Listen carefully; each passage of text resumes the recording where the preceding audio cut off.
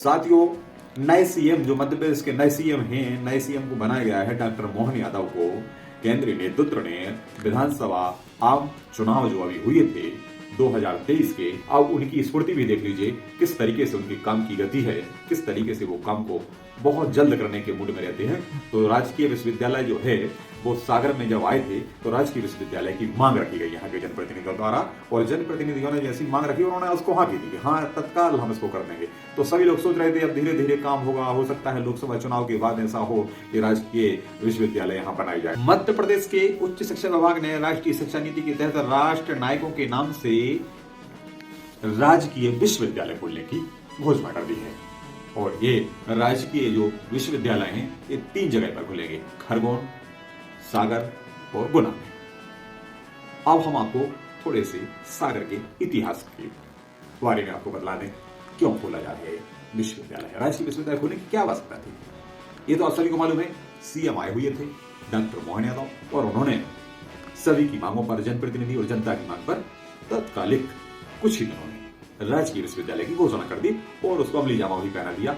वाकायदा उसका प्रस्ताव पास हो गया और तत्काल उसकी जगह भी निर्धारित कर दी। जगह आपको बता दें, यह सागर शहर की जो आर्ट एंड कॉमर्स कॉलेज है, Deendayal art and commerce college है, जो वहां उस महाविद्यालय में ही एक जो राजकीय विश्वविद्यालय को खोला जाएगा।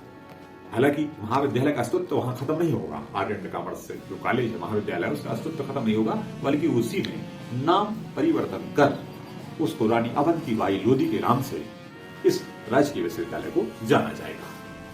हम आपको थोड़े से इतिहास के गर्त में ले चलते हैं।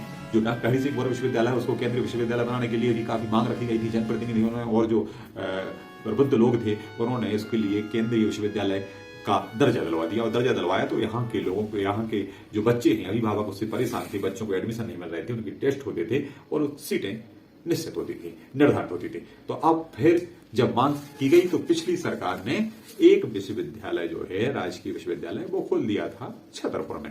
हालांकि सागर संभाग का ही वो जिला है और वहां पर केंद्रीय छत्रसाल, महाराजा छत्रसाल के नाम से एक यूनिवर्सिटी वहां खोल दी थी।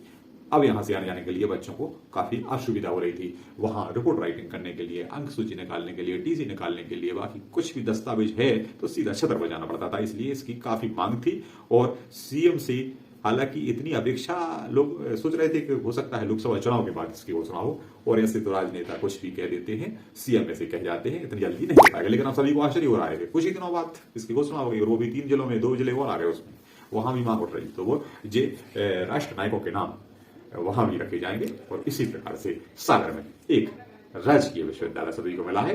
तो इसे यहाँ के लोग काफी हर्षित हैं, काफी खुश हैं कि नए सीएम ने उन्हें इतने जल्दी एक राजकीय विश्वविद्यालय खुलवा दिया। जुड़े रहे सागर दस्तक न्यूज पर। मैं हूं आपका साथी एनके भार्गव और आप जुड़े हुए सागर दस्तक सनातन पर, सागर दस्तक न्यूज पर। हमारे चैनल को देखते रहें और इसी तरीके से हमें सुझाव भी देते रहें हमारे समाचारों पर। राजनीतिक के समाचार, सामाजिक क्षेत्र के समाचार और धार्मिक क्षेत्र के जो भी समाचार हैं उनके लिए हमें सुझाव देते रहे। नमस्कार।